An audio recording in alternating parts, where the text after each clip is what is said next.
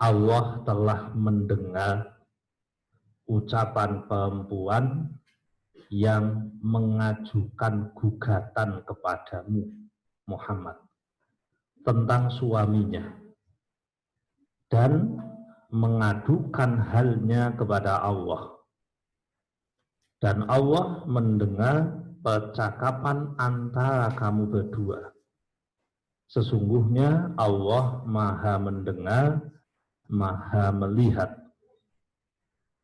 Orang-orang di antara kamu yang mendihal istrinya atau menganggap istrinya sebagai ibunya, padahal istri mereka itu bukanlah ibunya. Ibu-ibu mereka hanyalah perempuan yang melahirkannya. Dan sesungguhnya mereka benar-benar telah mengucapkan suatu perkataan yang mungkar dan dusta. Dan sesungguhnya Allah Maha Pemaaf, Maha Pengampun. Surat Al-Mujadalah ayat nomor 1 dan 2. Bapak Ibu, di ayat ini insya Allah kita akan bahas beberapa hal. Yang pertama mengenai siapa yang disebut oleh Allah menggugat Nabi. Jadi di sini kan ditegaskan qad sami Allah, sungguh Allah telah mendengar qaulal lati, ucapan seorang perempuan yang pernah menggugat Nabi tentang suaminya. Jadi ada cerita dulu, seseorang namanya Khawlah, ya pakai Khawlah binti Sa'labah. Jadi dulu ada seorang perempuan namanya Khawlah binti Sa'labah. Suatu saat, jadi siapa Khawlah binti Sa'labah? Ini adalah istri dari Aus bin Somit. Aus bin Somit itu saudara laki-laki dari Ubad bin Somit. Nah, suatu saat, ini kisah yang akan saya baca. Qais, jadi suaminya Khawlah ini, melihat istrinya sedang sholat. Lalu dia takjub. Wah, bojoku segep tenang. Jadi istrinya sholat sunnah maksudnya tentunya, takjub kepada istrinya. Saking segepe. Nah, ternyata nuwun sewu. Ini ceritanya agak tidak enak sebenarnya, tapi ya kita ceritakan saja. Sementara si Qais ini sedang membutuhkan istrinya.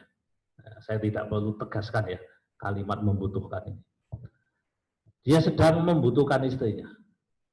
Lalu di tengah-tengah salam, ya, sholat kan ada salamnya. Sholat 2 rakaat, salam. 2 rakaat salam, 2 rakaat salam. Di tengah sholat diundang. Ya, diundang lah. Diundang sama suaminya, ibaratnya ya entah bagaimana bentuknya. Terus istrinya itu menolak. Jadi si Khawlah itu menolak dengan alasan mau menyelesaikan sholatnya dulu. Dong-dong ini ya wajar. Tapi entah kenapa Qais nih, jadi siapa? Aus ya, Aus mah. Jadi Aus bin Somit ini ternyata malah nesu. Jadi dijawab ngoten niku nesu. Maka kemudian dia mengatakan pada istrinya, pada Khawlah binti Sa'labah, anti alayya kadhahri ummi. Jadi ucapan itu maksudnya kamu bagiku seperti punggung ibuku. Nah, itu bahasa yang dalam bahasa orang jahiliyah, bahasa sebelum Islam, itu adalah bahasa kiasan yang mengandaikan perceraian. Tuh kalimatnya begitu. Dalam bahasa fikih nanti namanya zihar. Ucapannya anti alayya kadzohri ummi. Kamu bagiku sebagaimana punggung ibu. Menyamakan istrinya dengan ibunya.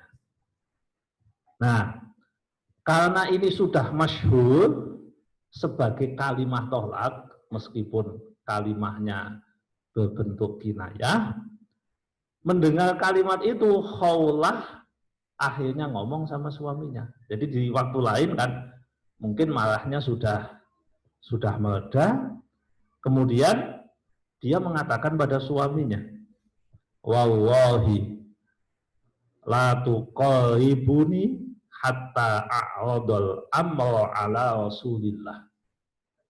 Demi Allah, janganlah engkau mendekatiku sampai masalah ini kita laporkan kepada Rasulullah. Jadi mendengar ucapan itu, Khawlah menyampaikan, loh, ini piye maksudnya? Karena dalam Islam waktu itu belum ada tolak secara spesifik.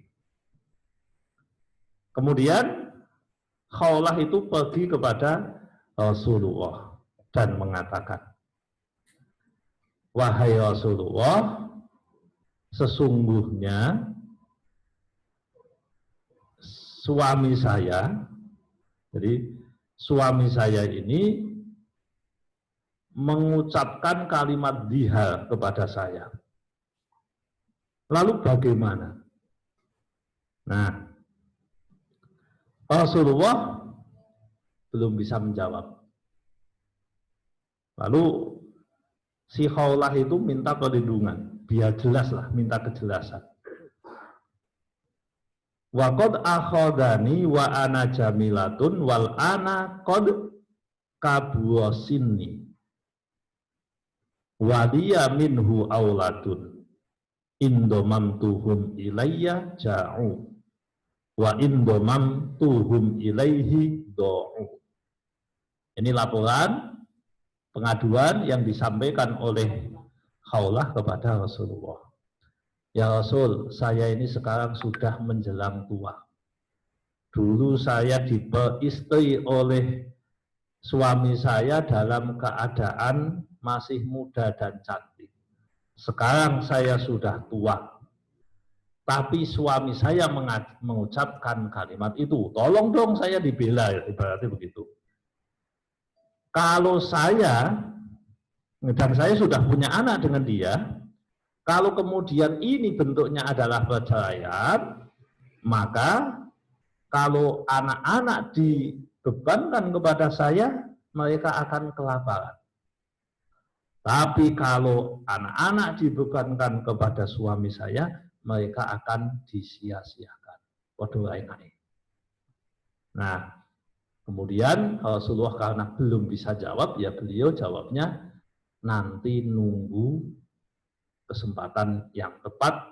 Saya kalau sudah mendapatkan informasi, akan saya jawab. Kemudian turun ayat ini. Ayat nomor 1 ini. Qad sami'allahu qawlan lati tujadiluka fi zawjiha wa tashtaki ilallah. Dan sesudah orang ini matur kepada Rasulullah belum dapat jawaban, dia langsung wadul kalau Gusti Allah. Kemudian Allah tegaskan di ayat ini bahwa Allah mendengar ucapan dari Khawlah binti Sa'labah. Nah, sekarang Bapak Ibu, dari kisah itu monggo kita gali hikmah makna yang bisa kita petik dari ini semua. Yang pertama, bahwa menggugat, meminta kejelasan itu hak bagi setiap muslim. Kalau memang ada sesuatu yang belum jelas, silahkan ditanyakan. Tentu pada yang kompeten, pada yang mempunyai kapabilitas untuk itu. Tanyakan saja. Biar tidak menjadi ganjelan. Lah kayak Khawlah itu kan ganjel. Iki pegatan ora pegatan, tapi iku kalimah pegatan. Ganjel. Makanya ya udah tinimbang ganjel ditanyakan kepada Rasulullah. Meskipun faktanya saat itu Rasulullah belum bisa menjawab. Dan tidak masalah, yang penting sudah disampaikan dulu. Nah, disampaikan kepada Rasulullah bahwa kami punya masalah seperti ini. Di sini Bapak Ibu, tidak semua curhat itu jelek. Asalkan tepat waktu, tepat sasaran, tepat kondisi. Ini kan curhat tuh ini. Nanti toh, wong haulah lunga ning ngene Kanjeng Nabi. Ora mungkin kali bojone. Ya mbaan dugi ning ngene Kanjeng Nabi. Cerita. Wong ngendikane wau ngeten, demi Allah jangan engkau mendekatiku sampai saya laporkan ini kepada Rasulullah biar saya tahu kejelasannya bagaimana. Jadi tidak serta-merta bahwa menceritakan sesuatu itu jelek, tergantung situasi, kondisi dan tujuan. Ya cuma ini jangan dijadikan landasan bagi kita untuk jelek-jelekan orang, bukan. Tapi ada kondisi tertentu di mana agama melegalkan curhat, melegalkan cerita demi untuk menyelesaikan masalah. Tapi tujuannya adalah mencari problem solving. Jadi penyelesaian masalah. Jangan nambah masalah. Nek cerita mung pengen dianggap gede, pengen dianggap hebat, pengen ngelak-elek wong, ya niku jenenge ghibah. Beda tipis. Beda tipis. Kita harus membedakan mana itu ghibah dan mana itu cari solusi. Lah setan ku pinter. Setan pinter. Ana wong asline ghibah tapi ngakune golek solusi. Lah urusan dia dengan Allah itu. Makanya kan saya berkali-kali menyampaikan, ya cerita niku entuk, tapi kan di waktu dan di tempat yang tepat. Sebab di zaman modern kan ceritanya ning sosmed. Gitu. Saat ini kan nuwun sewu, status-status di WhatsApp, status-status di Facebook, di Instagram, di Twitter, dan berbagai macam sosial media yang lain, ini menggambarkan nek galau ya cerita ning kono. Nek ketok gek bahagia ya cerita ning kono. Apakah itu dosa? Ya itu kontennya apa dulu nanti. Tapi itu jelas perbuatan yang tidak punya manfaat. Kalau yang dimaksud adalah cerita-cerita seperti itu. Ya kenapa? Karena dikhawatirkan yang terjadi kita salah tempat, salah waktu. Salah waktu bisa jadi bentuknya adalah kita tidak ridho kepada keputusan Gusti Allah, iso wae. Nek ora ridho keputusan Gusti Allah, matur kali Gusti Allah, ya Allah, saya kondisinya seperti ini, tolong bantu saya. Dan nek kula panjenengan bikin status, susah. Macam-macam ngoten niku, sinten sing ngajeng bantu. Paling koncone yang nge-like wis pol. Tambah ditakoni, "Napa Mas?" Ngono tok paling. Ya wis ngono tok kuwi. Nah, kalau di tempat yang tepat, ya di tempat yang tepat, insya Allah itu akan menjadi pintu solusi bagi kita. Tapi ya aja akeh-akeh, anggo masalah terus dicurhatke karo wong, ya jangan. Tentu ada proporsinya. Tapi yang ingin kita tekankan bahwa khaulah itu datang kepada Rasulullah mengadukan masalahnya, dan itu tidak ditolak oleh Rasulullah, bahkan diberi solusi oleh Allah di ayat ini. Berarti kan sekali lagi tidak bisa kita ngebiah-uyah mengeneralisir bahwa menceritakan masalah itu pasti jelek. Bisa jadi memang itu mencari solusi. Itu poin yang bisa kita ambil hikmahnya dari cerita ini. Terus yang kedua, jadi ini tapi tafsir odo nakal ya, jadi nakal dalam tanda kutip. Jadi yang tadi saya ngendikan ngeten. Kanjeng Nabi niku ditujadilu. Tujadilu apa? Tujadilu dipadoni. Mujadalah itu artinya kan ya. Jadi diamuk sithik ngoten. Jadi nek ngomong curhat biasa niku kan cerita bentuke. Nek niki kan mboten, tujadiluka. Jadi bentuknya itu penggugatan terhadap Nabi. Ini sebagian ulama ngendikan sebab Nabi lah jawab cetok. Karena Nabi lah jawab cetok digugat sama ini Khawlah, leh gugat kepada Allah. Ya Allah, ki piye masalah kula kok ora dirampungke. Nah, jadi bahasanya itu dengan bahasa mujadilah. Mujadilah itu perdebatan. Jadi nek ana wong padu kuwi jenenge jidal. Ilmu debat semantik mantik itu jenenge ilmu jidal. Bahkan surat ini diabadikan oleh Allah dengan nama surat Al-Mujadalah. Ini penghormatan terhadap si Khawlah binti Qais. Khawlah binti Qais. Ya, Khawlah binti Sa'labah. Itu diabadikan luar biasa. Wong ngeyel tapi bener niate, bener tujuane, bener carane, itu bisa jadi pahlawan kok. Ini kan pahlawan bagi yang lain. Seandainya tidak ada cerita ini, tidak ada hukum jihad. Seandainya tidak ada perempuan tadi yang tanda kutip ya, saya pakai tanda kutip, menggugat Rasulullah, maka tidak muncul ayat ini. Ini kalau kita analisis dari hukum sebab dan akibat. Jadi Bapak Ibu, mang kadang nuwun sewu nggih, kadang lho ya. Ini perlu digarisbawahi. Kadang ngeyel sithik ya penting, maksudnya ngoten. Tapi ya aja kulino. Nek kulino bahaya. Ini cukup sebagai garam. Garam sithik mawon toh? Sithik. Lah jenengan kok ngeyel kok koyon garam kuwi dianggap banyu. Artinya apa? Masak wajan garame 4 kilo. Yo enak babal blas. Sebabnya kasinen. Jadi ibaratnya ya kula jenengan cok niku lho, mujadalah lho. Maksudnya mempertahankan argumen, menyampaikan dalil dengan semangat, tapi ojo kerep-kerep nggih, ojo kulino. Nek kulino dadi tukang jidal. Wong kuwi jenenge protesan.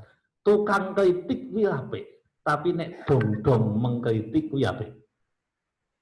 Jadi kalau panjenengan mboten sami nawa atau natos, tapi dong-dong mengkritik kalau memang ada yang salah. Tapi sekali lagi, ini fungsinya kayak garam saja.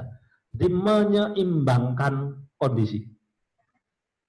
Sebab Bapak Ibu, saat ini kan ono bisnis jidal. Oke, enten bisnis jidal.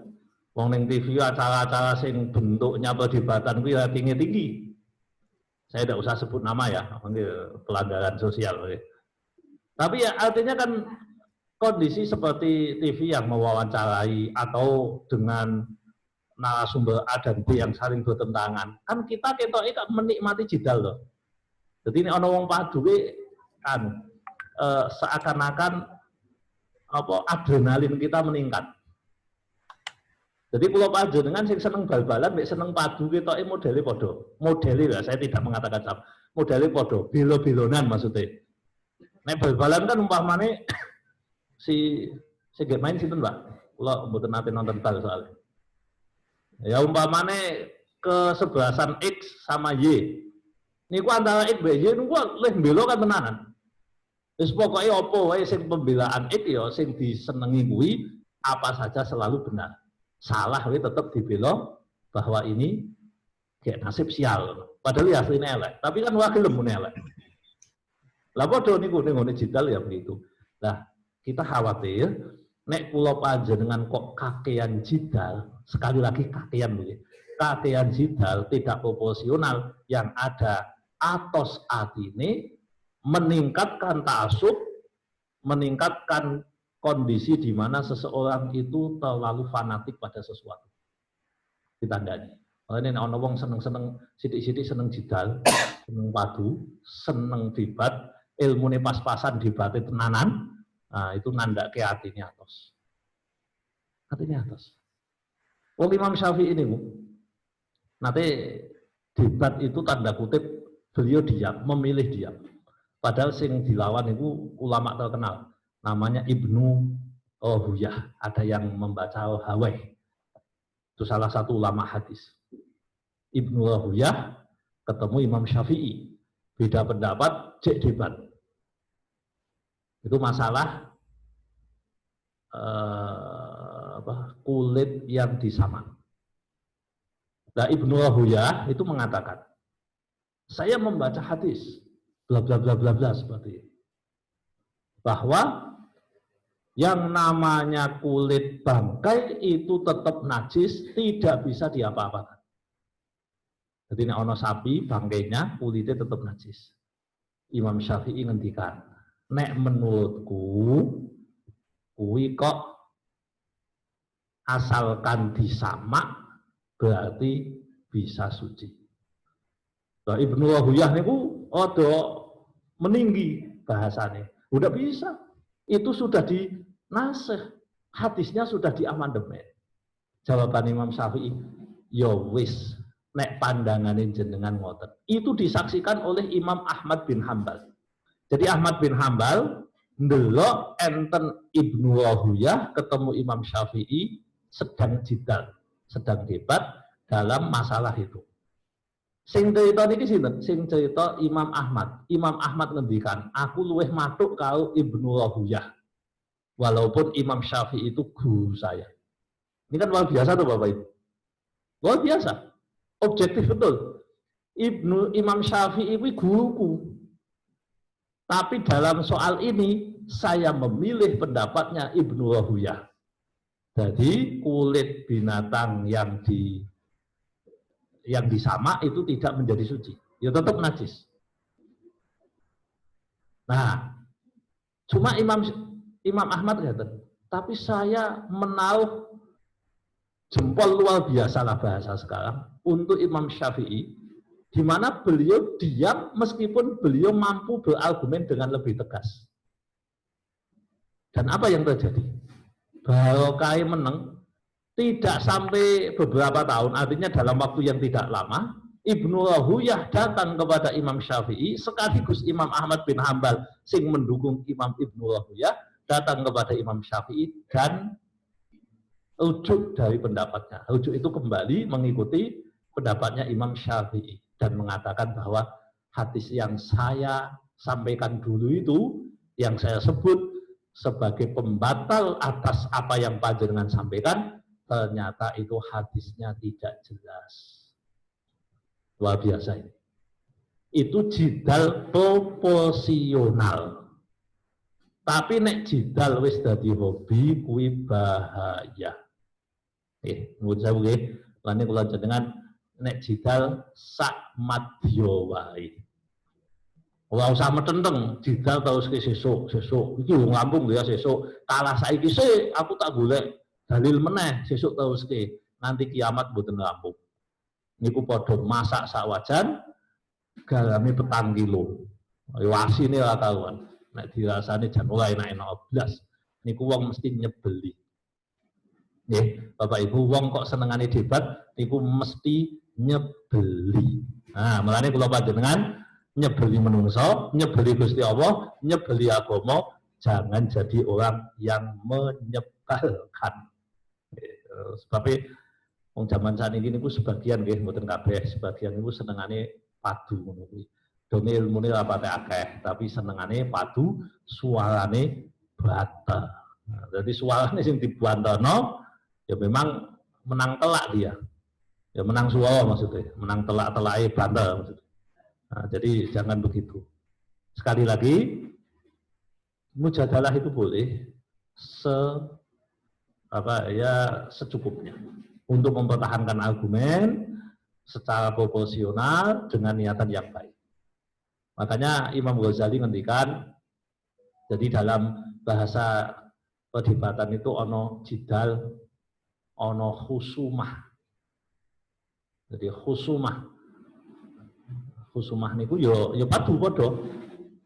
Jadi ana jidal, ana khusumah. Niku kabeh dadi penyakite lisan. Rata-rata. Nah, ini rata-rata berdasarkan survei ulama dulu ya, bukan survei sekarang. Survei ini udah lama. Wong sing senengane padu biasane ya. Biasane kuwi atine atos dan orangnya susah mendapat hidayah. Susah dapat hidayah. Tentu tidak menghalangi mencari kebenaran itu harus. Mencari kebenaran harus secara proporsional. Artinya proporsional ada. Karena saya juga kok sering mengamati sosmed. Saya itu tidak begitu aktif di sosmed, tapi aktif membaca sosmed. Tapi tidak aktif nyetatus dan sebagainya. Jadi termasuk mengikutilah beberapa tokoh-tokoh yang mungkin kontroversi, ahli bidang X, ahli bidang Y, ya secara ini kan nambah ilmu dan sebagainya. Tapi ketika sudah sampai pada konteks tertentu, itu ternyata perdebatan menjadi merambah kemana-mana. Merambah kemana-mana. Dan ini tidak baik kalau kita ikut di dalamnya. Nah, jadi ini poin yang kedua kita. Yo kadang wau napa bahasane ngeyel sithik yo ndak apa-apa. Nggih, kula jenengan yo kadang ngeyel nggih ora apa-apa. Sithik wae tapi. Porsinya cukup, silahkan mujadalah tapi tidak berlebihan. Terus yang berikutnya, ini masih membahas ayat nomor 1 ini, watashtaki ilallah. Nah ini yang luar biasa. Wadul marang Gusti Allah. Wadul marang Gusti Allah itu berarti mengadu, menyampaikan masalah kepada Allah.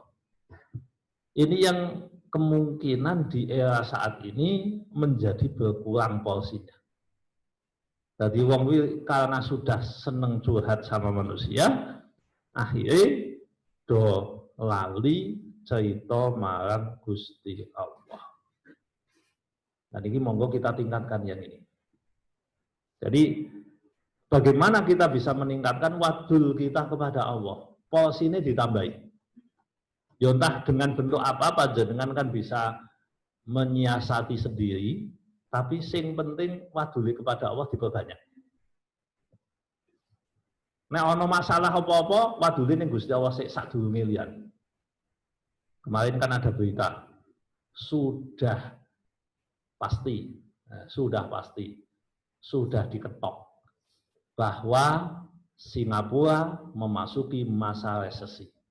Nah, berarti kan potensi Indonesia akan kena resesi ekonomi. Tinggal nunggu laporan kuartal ketiga dari bulan ini, Juli, Agustus, September. Nah, nanti tinggal lihat aja. Kalau memang ini jelek, berarti kita akan masuk ke resesi juga. Nah, nuwun sewu. Resesi itu kan potensi pemiskinan massal, potensi terjadinya krisis. Nah, kalau panjenengan kira-kira ngadune meh karo sapa? Sebagai mukmin yang baik, monggo kita kuatkan pengaduan kita kepada Allah. Jadi ibarat sebuah lembaga, ini ibaratnya Gusti Allah niku memberi kotak pengaduan. Nah, kotak pengaduan, silahkan mengadu kepada Allah atas apa yang Anda alami. Mengadu saja, tiap hari silahkan. Yang paling bagus, waktu mengadu adalah di sepertiga malam terakhir. Nah, mengadu berbisik-bisik, berdua, niku jenenge munajat. Nah, itu mengadu kepada Allah, itu jenenge munajat. Nah, itu Allah itu munajat kepada Allah, ya Allah, kula piye? Nasibku ora cetha. Kanjeng Nabi tak takoni kok ora jawab. Pripun Gusti? Nah, ini namanya watashtaki ilallah. Makanya ada doa itu bentuknya bukan minta, tapi mengadu. Nashku ilaika ya Allah qaswata qulubina. Ya Allah, saya mengadu kepadamu kerasnya hati ini. Jadi mengadu kepada Allah. Ya Allah, kula niku pripun. Atas donga sing terkenal niku kan, dongane kan yang bikin. Ilahi las tulil firdaus si ahla. Nah, ini kan botenan. Wong judulnya Iktiof. Iktiof kan pengakuan. Ya Allah, kula niku ora pantes mlebu surga. Tapi kula ya ora kuat mlebu neraka. Kan pengaduan itu namanya. Nah, boleh kita begitu itu. Ya Allah, kita mengadulah. Ya Allah, kula kok kondisine kados mekaten. Minta kepada Allah. Ini boleh, silahkan, dan termasuk yang dianjurkan dalam agama adalah mengadulah kepada Allah sebanyak yang Anda bisa. Terus berikutnya, wallahu yasma'u tahawurakuma. Allah itu mendengar tahawur. Tahawur itu apa ya? Pembicaraan. Pembicaraan, omong-omong panjenengan berdua, yaitu antara Khawlah dan Rasulullah. Beliau Allah mendengar itu. Ya, mendengar untuk lil ijabah. Karena Allah mendengar semua. Kula panjenengan ngomong, kula panjenengan ngentek ning ati, Allah mendengar semua. Cuma ada yang mendengar dan mendapat perhatian, ada yang mendengar saja. Ya, nek cara menungso tapi cara menungso. Kula panjenengan kan banyak mendengar di sini. Ya, cuma panjenengan karena fokus ke suara saya saja, akhirnya ya panjenengan memang ya merespon. Tapi kan suara Honda kan lewat kayak ono mobil truk, ono klakson, kan tetap lewat, ada masuk ke dalam sini. Dan nek cara menungso ngoten niku, bukan berarti nek Allah ngoten, Allah itu fokusnya semuanya fokus. Cuma ketika membahas tentang Allah mendengar itu ada beda kelas. Ada yang mendengar untuk direspon seperti yang ini, ada yang Allah mendengar saja. Termasuk orang yang berbisik-bisik maksiat, Allah mendengar. Jadi Allah mendengar atas bisikan-bisikan maksiat. Cuma ya mendengarnya beda dengan ketika Allah mendengar doa. Ketika Allah mendengar aduan-aduan yang disampaikan oleh manusia dengan cara yang khusyuk. Yang penting nek mengadu kepada Allah niku melek. Sadar, mesti sadar niku yo sadar nek sedang mengadu kepada Allah. Jadi aja mengadu kok apalan. Nah, ampun nggih. Mengadu itu mboten apalan. Jadi kaya anu nih. Pengaduan ngadune pengemis ning nggone Arafah. Niku lak kalimate padha. Nek mboten nek jenengan ziarah ning Sunan pundi nika, derajat nek ora salah. Niku kalimate padha. Jadi pengaduan kula niki ngeten tak dongake ngeten ngono wae kaya nyetel rekaman. Jadi nek pengaduan ke Gusti Allah jenengan aja kaya ngono. Pengaduan itu pakai yakdoh, kondisi tersadar. Artinya sadar yang jenengan adukan ki apa? Lebih baik sedikit tapi sadar daripada banyak tapi jegadah stop. Lebih baik fokus kan? Fokus mana yang ingin kita adukan kepada Allah. Hati ini rapena, punya masalah, punya keinginan, adukan saja kepada Allah secara pribadi, secara rahasia. Sing penting sadar. Nih, sing penting sadar. Ini jenenge yakdoh. Yakdoh niku nglilir dalam keadaan tersadar. Berikutnya Bapak Ibu yang ayat 2 sekarang. Alladzina yudhahiruna minkum min nisaihim ma hunna ummahatihim. Nah, ini kemudian kritik terhadap laki-laki tadi. Siapa tadi namanya? Aus bin Somit apa Qais? Ini berarti salah tulisan apa gimana ya?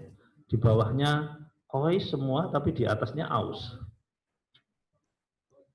Aus ya, Aus bin Somit. Tadi di atas memang Aus bin Somit, saudaranya Ubad bin Somit. Tapi di bawahnya kok berkali-kali disebut kok Qais. Nah, Qais ibnu Subumah, itu salah satu sahabat Nabi. Nah, di sini disebut orang yang mendihar istrinya. Jadi maksudnya ya mau si Aus tadi. Aus bin Somit tadi. Nah, orang yang mendihar istrinya ini telah mengucapkan perkataan mungkar, perkataan yang salah karena dia menyamakan istri dengan ibu. Ditegaskan oleh Allah. In ummahatuhum illallai waladnahum. ibu kalian hanyalah satu. Ora ana wong duwe ibu dua, ndak ada. Tidak ada di dunia ini orang yang punya ibu dua, bapak dua, ora ana. Nek bapake ora cetha, tapi nek bapake dua ndak ada. Jadi mesti siji. Termasuk ibunya. Jadi ummahatuhum, ibumu hanyalah yang melahirkan. Selain itu bukan ibu. Ini dicetakake kali Gusti Allah kanggo mengkritisi tadi. Nah, ini berlaku umum. Makanya nuwun sewu nggih, mbok menawa enten kasus. Kalau ada anak adopsi. Enten anak adopsi. Diadopsi sejak bayi. Ibune tentu diundang ibu atau mama atau siapa monggo. Bapak ya diundang bapak, pak atau liyane monggo. Tapi yang jelas itu kan terjadi. Nah, orang yang mengadopsi anak, ini mengingatkan mbok menawa ada sebagian kita. Suatu saat wajib bagi dia untuk menjelaskan statusnya. Nah, aku iku udu ibumu asli. Dudu bapakmu asli. Dulu itu tadi. Tentu kalau sudah siap ya, dan harus siap. Wajib hukumnya. Karena tidak boleh menisbatkan anak kepada selain bapaknya dan mengakui ibu bukan pada ibunya.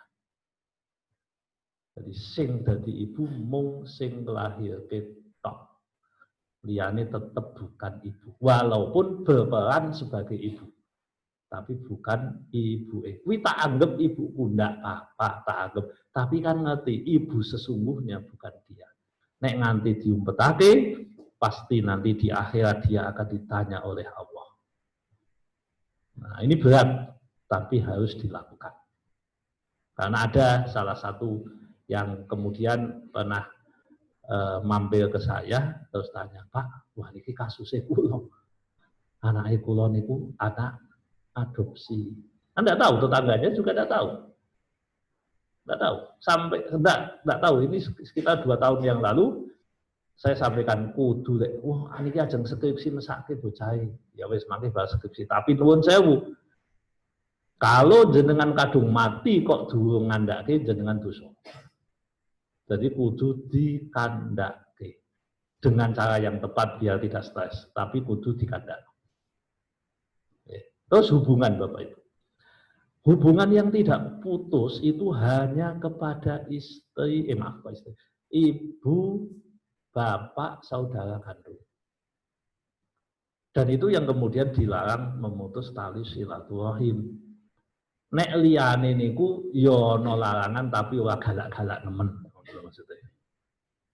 Ngeten contoh. Ini mboten ngajari elek mboten, ini bicara proporsional.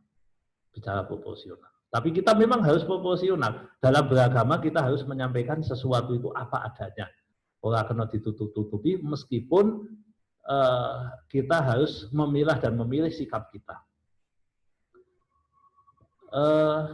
Ada seseorang yang konflik dengan mertua. Mertua itu ibu bukan, kalau yang perempuan. Ya ibu, tapi ibu mertua. Bapak tetap bapak mertua. Kudu cetok. Walaupun yang pengajian walimah dikandake kuwi tetap ibumu, walaupun nemu tua tetap ibumu, tetap bapakmu. Itu diposisikan sama. Tapi hukumnya tetap tidak sama. Nek pada ibu yang melahirkan kok mbantah sithik wae wis dosa gedhi. Tapi nek mbek mertua ora patek dosa, tapi aja bantal-bantal iki bahaya. Maksudnya ya selagi proporsional, artinya kan gini, nek mbek wong tua asli, kok jenengan bantah walaupun benar dosa. Tapi kalau bukan pada orang tua asli, bantah dalam kebenaran itu tidak dosa. Beda ya, jadi kelasnya beda. Nek wong tua asli kok nyepatani mandi, nek mara tuwa ora patek kan ngoten. Dadi ana mandine tapi sithik tergantung kesolihan dan yang lain. Artinya ada beda. Ada beda. Jadi ini yang ditegaskan oleh Allah, ibumu hanyalah yang melahirkanmu. Bapakmu adalah yang apa sih? Yo bapakmu yang sah. Artinya kalau dalam lingkup pernikahan yang legal, maka itu bapakmu. Nek mboten bukan bapakmu, walaupun secara biologis bapak. Makanya kemarin ada diskusi di Banjarmasin kalau tidak salah itu. Ustaz, pertanyaannya begini. Ki ono cah nom tidak tanpa pernikahan, kemudian hamil. Nah, sesudah hamil tidak ada nikah. Jadi anaknya menjadi anak ibu dalam akte. Pertanyaannya, si laki-laki wajib tidak menafkahi anaknya? Tidak. Lu penak men. Wis ora tanggung jawab, ora perlu tanggung jawab meng anaknya. Ya memang begitu karena dia bukan bapaknya. Dia bukan bapaknya. Nek ngono sing rugi perempuan, awit biyen wis ngerti. Nek yang rugi perempuan, makanya ojo gelem jek zina. Kan ngono toh? Ini yang harus tahu. Rugi besar. Wis nanggung DE malu ditinggal rumah toh? Si suami itu tidak ada kewajiban agama untuk menafkahi anaknya. Piye jalan ngono. Ngoten niku perlu dikandake kalau bapak-bapak bahaya nih betul. Bahaya ini. Tapi kan kita harus tahu bahwa zina itu dosanya besar plus efeknya besar. Termasuk tadi. Nah, bapak ibu ya iso dianggap bapak. Meh ngaku-ngaku bukan bapaknya. Meskipun secara biologis dia bisa dibuktikan bapaknya. Tapi kita tidak butuh pembuktian itu. Walaupun tes DNA menyebut dia bapaknya secara biologis, oke. Anda bapak biologis, tapi dalam agama Anda bukan siapa-siapa dari anak ini. Tegas loh Bapak Ibu. Nah ini kudu ngerti. Makanya kita harus proteksi betul agar jangan sampai yang namanya perzinahan itu muncul. Karena yang paling dirugikan perempuan. Ya betul, dari dulu ya begitu. Makanya bapak-bapak itu ditugasi oleh Rasulullah untuk menjaga anak-anak perempuan sampai Rasulullah ngendikan. Nek ana wong tua duwe anak wedok, ada yang ngendikan 2, ada yang ngendikan 3. Kok nganti nikahe kok aman, tidak zina, wong tuane 90% masuk surga. Oh itu cara Nabi melindungi perempuan. Bapaknya sing melindungi. Angger ana wong kok duwe anak wedok, punjul 2 lah. 2 atau lebih. Dia sejak kecil dididik sedemikian rupa sampai nikah dia tidak zina, wis nabung 90% potensi dia masuk surga. Nah, yang ini enak dia anak wedok napa lanang, Pak? Waktu itu zaman Nabi ngeten. Nek ana wong dia anak wedok mukamnya masem, langsung jadi merah isin. Nek dia anak lanang gagah cerita ning tanggane kondo-kondo, tapi nek dia anak wedok gumpet seminggu ra metu saka omah. Itu dulu. Makanya Rasulullah kemudian menguati dengan cara-cara seperti itu termasuk pelindungan terhadap perempuan. Jadi sebelum ada undang-undang pelindungan perempuan itu sudah disebut. Nah itu kan perlindungan yang luar biasa. Sayangnya banyak orang tua yang abai. Oh, anak wedok diculke sak penake dhewe ngerti-ngerti hamil bingung. Loh, tapi ini anu, lah bapak ini ngendi ya. Jadi bapak ini mesti ditakoni besok ben. Ya entah bapaknya salah atau tidak, tapi tersangka salah bapak. Tetap tersangka salah. Kenapa bisa begitu? Nah, karena tersangka salah, bisa jadi terbukti tidak salah di pengadilan, tapi tetap digeret-geret ning pengadilan suwen. Nek ono wong tuwa sing ngoten niku. Nah, artinya kan kita harus hati-hati Bapak Ibu. Kudu hati-hati. Ya. Nek dengan anak wis ya tadi perempuan lebih dari 2 sudah aman sekarang wis kena kipas-kipas. Sing isih nom kuwi isih bahaya nih. Karena ada tantangan-tantangan besar. Ya kita harus sebisa mungkin menjaga. Masalah nasib urusannya Gusti Allah. Tapi yang jelas Kalau ada yang tidak menjaga dengan baik, itu tersangkanya Gusti Allah. Kembali ke ayat ini, in ummahatuhum illallai waladnahum. Jadi sing lahirke jenengan kuwi ibune jenengan. Hanya itu, tidak ada yang lain. Ya. Wa innahum la yaquluna munkar minal qawli wa zur.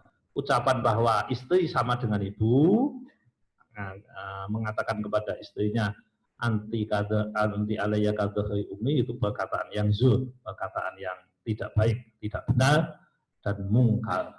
Dan Allah Maha Pemaaf, Maha Pengampun. Nggih, mekaten mawon Bapak Ibu ingkang saged kula aturaken, mugi-mugi manfaat. Kirang langkung nyuwun pangapunten. Monggo saged dipun lajengaken tanya jawab. Matur nuwun. Nggih, monggo.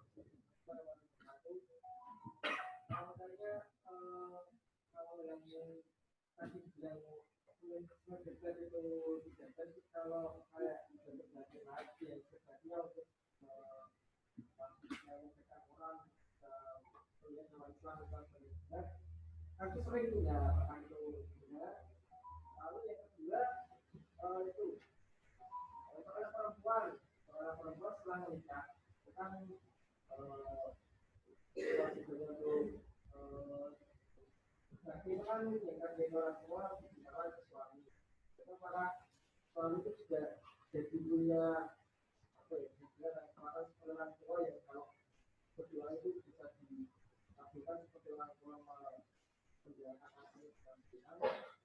sehingga kalau sudah satu juga bisa lalu apakah anak perempuan itu kalau jadi bisa orang tua itu bisa tidak jadi bisa dipakai suami. Matur nuwun.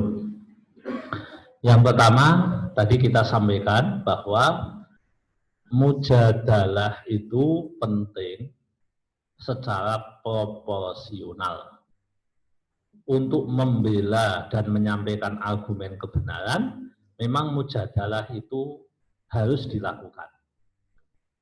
Tapi sekali lagi prasyaratnya seseorang yang akan mujadalah itu harus menguasai dulu ilmu pembahasan yang akan disampaikan.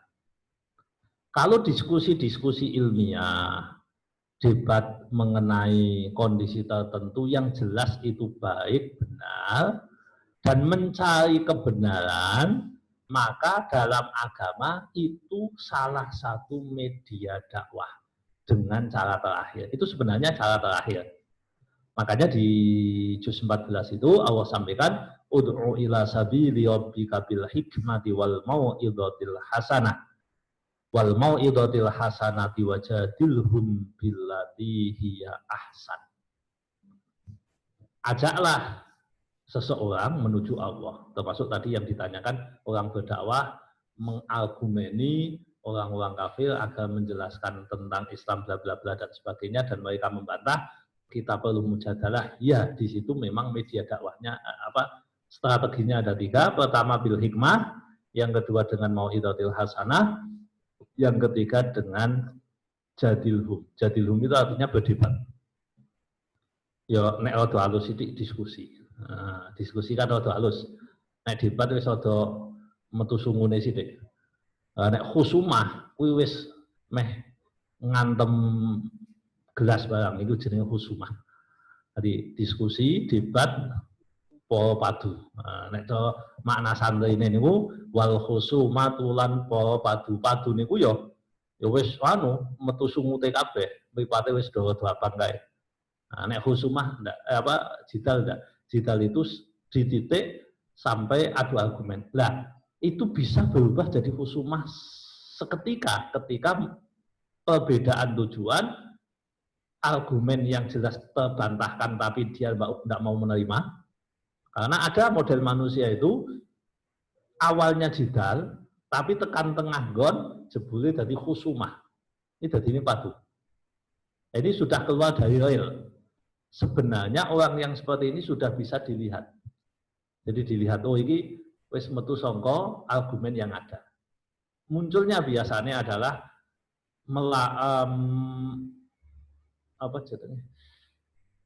menghancurkan nama orang. Umpamanya si A dan si B padu debat. Si A kemudian cenderung menang, argumennya bisa dipertahankan semua.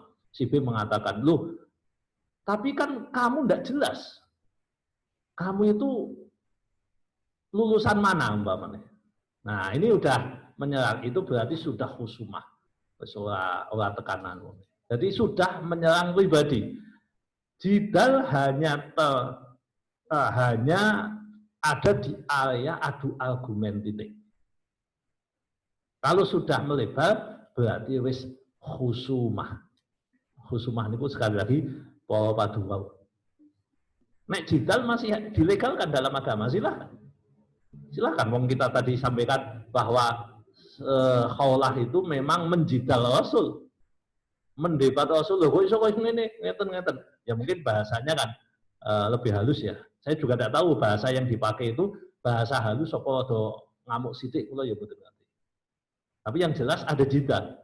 Bahasa jidal itu ya memang adu argumen. Nah, kalau itu boleh. Silahkan secara proporsional.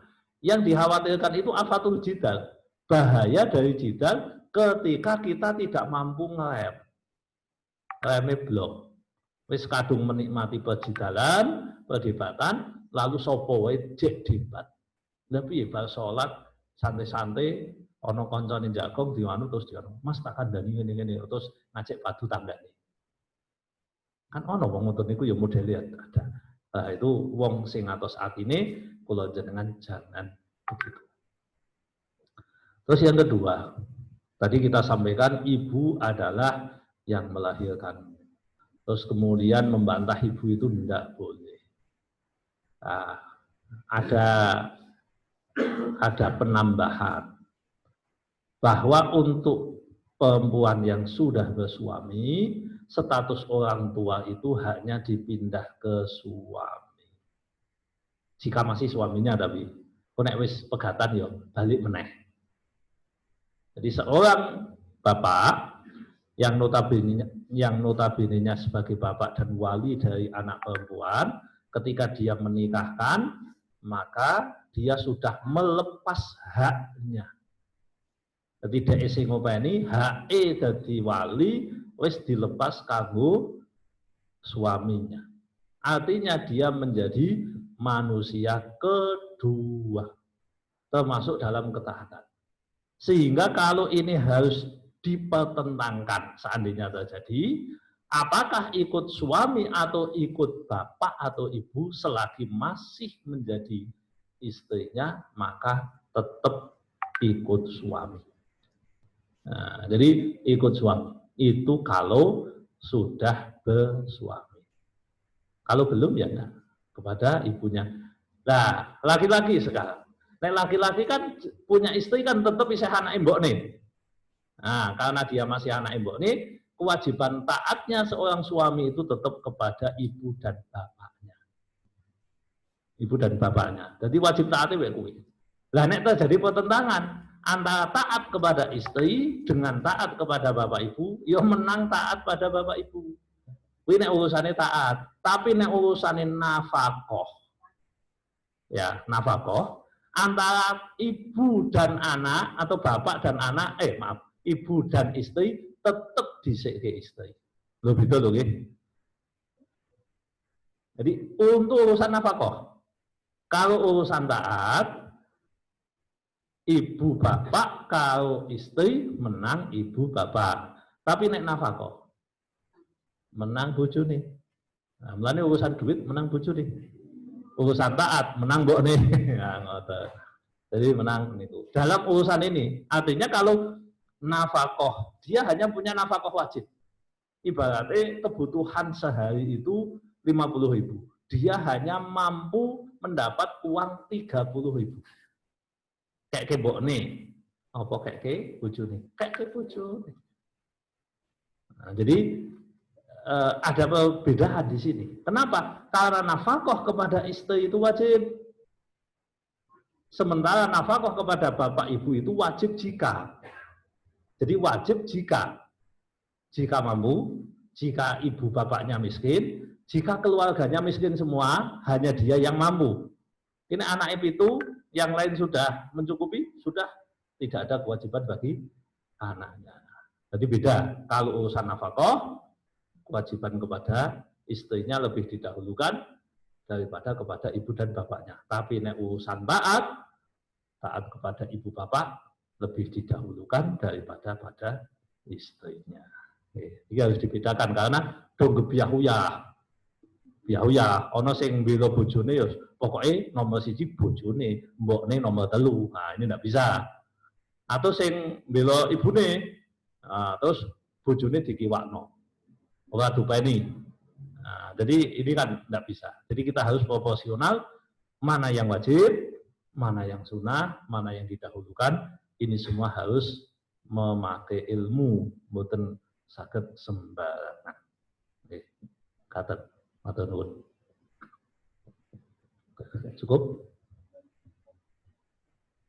Oke, menawi cukup, monggo kita akhiri kanthi doa. Mugi-mugi pertemuan menika barokah, kula panjenengan pinaringan ridhanipun Allah, benjang pinaringan husnul khotimah. Amin ya rabbal alamin. Monggo Bapak Ibu kita akhiri kanthi doa nyuwun barokah Fatihah nggih. Menika ingkang pertama kagem Reni Setyo Mawati binti Bambang Mujatno yang sedang hamil. Sudah keguguran 3 kali, semoga ini diberikan keselamatan. Yang kedua, enten sing badhe UTBK Muhammad Rehan bin Iwan Budi Prasojo. Mugi-mugi sukses nih. Oke, satu hal Bapak Ibu,